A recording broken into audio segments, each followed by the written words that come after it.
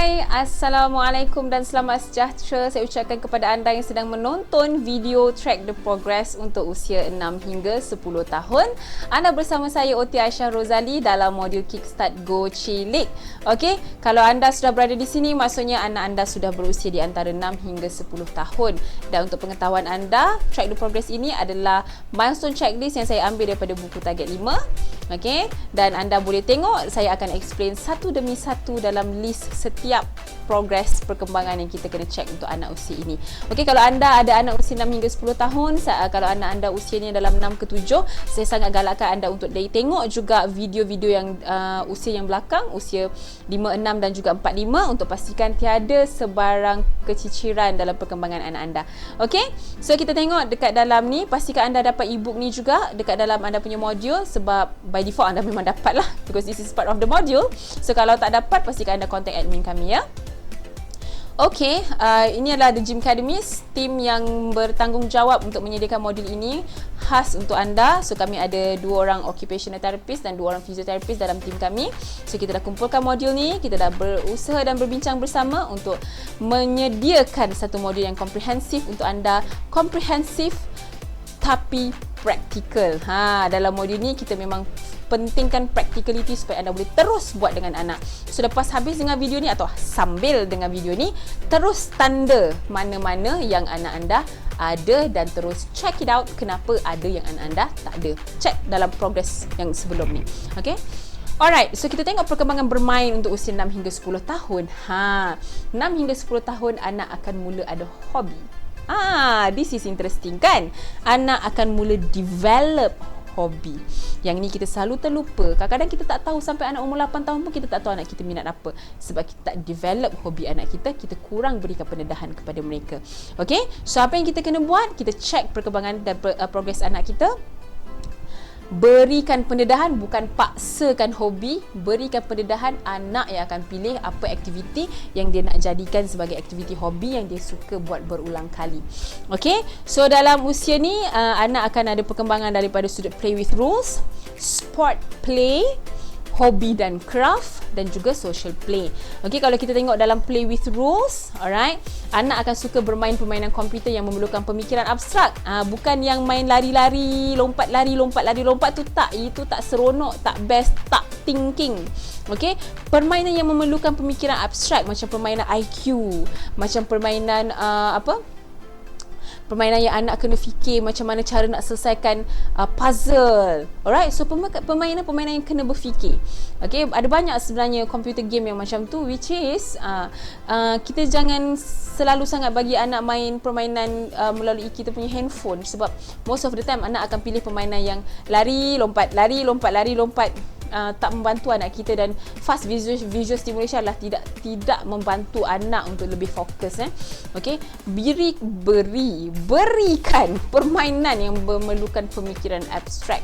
Okey, anak kena fikir macam nak selesaikan masalah. Yang that would be better bila kita nak bagi permainan komputer. Okey, bermain permainan kad yang memerlukan penyelesaian masalah. Contoh dia macam main Uno. Kad Uno tu dia perlukan penyelesaian masalah. Okey, so anak akan lebih pada usia ni anak boleh bermain permainan-permainan yang memerlukan penyelesaian masalah dan juga permainan macam board game, Monopoly dia main lebih baik, Sahiba, Scrabbles, Guess It, semua permainan-permainan board game dan juga card games yang anak kena fikir banyak sikit. So anak akan suka main game macam tu. Okay, sport play, dalam ni kalau masa anak umur antara 5 ke 6 tahun, anak akan kompetitif. Saya nak ke depan. Masuk umur 6 tahun ke atas, anak akan tahu untuk kompetitif dalam kumpulan. Wah, rumah merah menang. Wah, rumah hijau menang. Walaupun bukan dia yang menang tapi rumah dia yang menang, dia dah seronok. Okay, sebab itu adalah perkembangan normal untuk anak usia 6 hingga 10 tahun. Sport play mempunyai idea teknik untuk menang dan kemahiran yang lebih baik. Dia boleh bincang. Kalau kita nak menang, kita kena lari pimpin tangan baru kita laju. Anak umur 6 ke 10 tahun, dia dah boleh bincang macam tu dengan kawan-kawan dia. Hobi dan craft. Respect hobi anak. Sebab hobi sebenarnya mengurangkan stres anak. Okay, so hobi dan craft, anak akan mula mempunyai koleksi. Dia mula nak kumpul, kalau yang perempuan dia kumpul Barbie doll, dia kumpul barang-barang dekat dalam rumah anak patung dia. Kalau yang lelaki dia nak kumpul collection diecast kereta ke, kan. Okay, so dia dah mula nak kumpul permainan, ada collection. Macam kita collect barang-barang dapur, kan. So standard, benda tu release stress. Alright. Mula mempunyai hobi tertentu. Tengok TV bukan hobi. Okay, tengok TV tu adalah hidangan yang kita nak buat sebab kita nak tengok, tak bergerak. Okay, saya lebih suka kalau hobi itu adalah hobi-hobi yang membina diri anak kita. Contohnya main origami, buat origami. Hobi ambil gambar binatang. Hobi ambil gambar bunga. Hobi dia buat puzzle. Hobi dia nak buat pizza, macam-macam jenis rupa pizza. So itu adalah hobi. Okey. Bermain termasuk berborak dan berjenaka bersama rakan. Masa ni anak-anak kita dah boleh separa membawang dengan kawan-kawan dia. Okay, dia dah boleh borak, dah boleh bergurau dengan kawan-kawan dia. Kadang-kadang dia tak suka kalau kita datang dekat-dekat masa dia dengan kawan. That is very normal untuk anak usia ni. Okay. Dan bermain dengan rakan lebih diutamakan dan diminati. Kalau ada kawan dia tak suka mak dia join. Dia nak main dengan kawan je. So terimalah, anak kita sudah semakin membesar bila anak kita masuk stage ni. Okay. Alright, motor halus. Pada usia ni, dexterity anak yang sangat-sangat baik untuk melakukan craft dan membina menggunakan objek kecil dan kompleks. Sebab tu dia boleh mula buat origami, dah boleh mula buat bentuk-bentuk pakai play-doh yang lebih kompleks, yang lebih detail. So pada usia ini anak punya motor halus yang memang sangat-sangat fine. Okey, pergerakan jari jemari lebih matang dan tetap dengan syarat kita sudah latih dan kita sudah dedahkan daripada usia awal. Okey. Right, so kita tengok yang motor kasar. Anak pada usia ni, ingat dia dah lebih kompetitif, dia dah lebih sporty. So dia dah boleh berlari dengan ketahanan dan kelajuan yang lebih baik. Boleh baling bola dalam jarak yang agak jauh dan menangkap bola dengan lebih cekap. Kalau anak kita tak boleh clumsy sangat-sangat, trainlah selalu. Sebab anak kita sebenarnya nak kena belajar untuk kawal pergerakan tubuh badan dan sangat-sangat penting supaya anak kita boleh menulis dengan cekap. Masuk umur 6-7 tahun ke atas, kita nak anak kita boleh menulis dengan cekap dan anak boleh membaca dengan cekap, membaca dengan kefahaman. Alright, so kemahiran motor kasar ini akan mempengaruhi kemampuan anak untuk menulis dengan cekap. Okay? Kognitif, anak boleh berfikir secara lebih abstrak. Contohnya kalau kita tanya dia soalan, macam mana kalau kita kena duduk dekat atas sampan dekat laut, tapi sampan tu tak ada pendayung, apa kita nak buat? Anak dah boleh mula fikir. Kita berenang, kita naik shark, kita naik turtle. Kadang-kadang mungkin exaggerate lah budak-budak ni, kan. Tapi dia dah boleh fikir secara abstrak. Okay? Boleh bayangkan aktiviti secara mental tanpa memerlukan demonstrasi fizikal. Dia boleh bayangkan, kalau kita main bola, mula-mula kita letak bola tu dekat tengah padang, lepas tu kita tendang, menghala ke gol. Kalau tak, nanti tak masuk gol. So anak kita dah boleh bayangkan aktiviti fizikal dengan bayangan mental sahaja. Alright, menunjukkan cara penyelesaian masalah yang lebih fleksibel, cara nak selesaikan masalah pun lebih fleksibel. Okey, dan anak umur ni juga, contohnya bila kita kata ni kita panggil motor planning, kemahiran motor planning ni kemahiran penting untuk anak-anak. Motor planning adalah bila kita sebut motor planning, dia berada di sini juga, ya. Dia berada di sini. Okey, motor planning ini adalah kemampuan anak untuk buat apa yang dia rancang dalam kepala. Okey, contoh dia macam bila kita kata, abang tolong mama basuh kasut, boleh tak? Kita tak tunjuk pun macam mana cara, dia boleh bayangkan dan dia boleh execute. Okay, so itu umur 6 hingga 10 tahun. Dia boleh buat dah. Alright, boleh menyelesaikan masalah yang lebih kompleks. So itu umur ni. Alright, social interaction, dia lebih mudah bekerjasama, kurang egocentrik. Anak 4 tahun, 5 tahun, 6 tahun, 4, 5, 6 tu biasanya dia lebih egocentrik. Saya yang nak menang, saya yang kena buat. Saya dulu. Tapi kalau anak yang umur 6 hingga 10 tahun, bila dia dah semakin matang sosial dia akan mula kurang sifat egocentrik. Kalau dia lambat, kalau dia nak cepat pakai kasut tapi kawan dia lambat, belum siap pakai kasut, dia boleh tunggu, awak cepatlah sikit, nanti kita lambat. Dia dah boleh sama-sama dengan kawan dia, okey? Dan cuba membuatkan diri disukai oleh orang lain.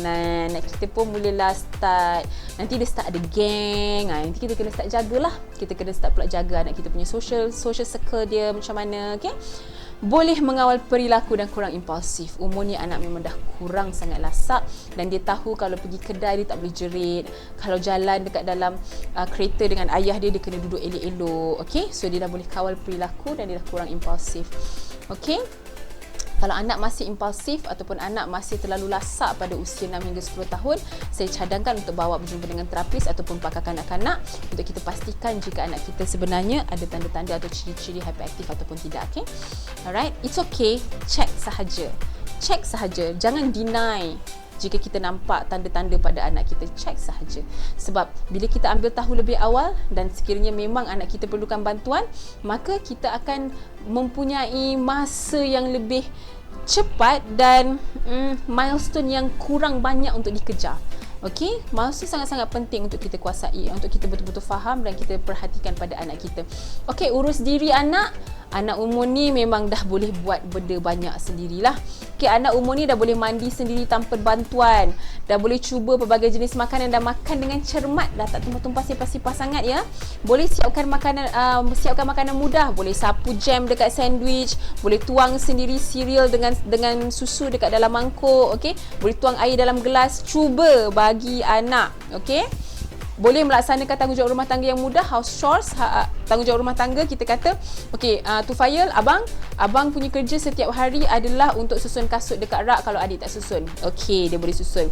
Abang punya kerja setiap hari adalah tolong mama sapu dekat bawah meja lepas kita semua siap makan. Okey, so dia boleh tolong sapu. Alright, so tapi janganlah bagi house chores yang banyak sangat. Yang simple-simple. Okay? Bila kita boleh cakap dengan dia, okay, bila bakul baju dah penuh, abang tolong pergi belakang, masukkan dekat dalam washing machine. So dah boleh minta. Bantu, ajar anak kita urus diri, kemahiran-kemahiran ni. Sebab kemahiran ni semua sebenarnya memerlukan pemikiran yang kompleks dan anak kena decide. So ianya sangat-sangat multisensory sebenarnya. Anak umur ni pun dia dah boleh melaksanakan tanggungjawab rumah tangga yang mudah. Contohnya kalau kita minta dia pergi masukkan baju kotor dekat dalam bekas baju kotor tu, kalau dah penuh, kita minta dia masukkan dekat dalam washing machine. So anak kita dah boleh buat. Dan kemahiran urus diri ni adalah kemahiran yang penting sebenarnya. Sebab contohnya sequence. Anak dia decide, bakul ni dah penuh, jom kita masukkan, bawa bakul ni pergi dekat washing machine. Masukkan sabun, ikut mak dia ajar mana dulu kan. Masukkan sabun, lepas tu masukkan baju sampai penuh, sampai tahap yang mak dia ajar. Tekan pula button, tutup lid. So itu semua sequence. Okay, anak kita plan apa yang dia nak kena buat. So sebenarnya kemahiran urus diri, kita minta dia bantu kita kerja kat rumah, semua tu akan bantu perkembangan anak kita. Okey, dan anak usia ni boleh menguruskan masa dengan baik. Di mana anak umur ni dia dah tahu dah. Okey, kalau kita ajar dia solat, dia tahu azan, kita nak kena siap solat. Dan dia tahu kalau bangun pagi tu dia nak kena pergi sekolah. Dia tahu dia nak kena siapkan apa. Dia boleh menguruskan masa dia dengan baik dan dia tahu untuk siapkan kerja yang diberikan kepadanya dengan sendiri, dengan syarat kerja tu kita dah pernah ajar dia untuk buat. Okey, so ini adalah kemahiran penting untuk anak-anak. Kita kena pastikan anak usia 6 hingga 10 tahun kita dah menguasai kemahiran-kemahiran ini. Okey, so saya harap video ini membantu anda. Saya harap video ini memberikan anda idea macam mana ataupun apa yang anda nak keep track dengan progres anak usia 6 hingga 10 tahun anda. So saya jumpa anda dalam video-video yang lain ya. Bye.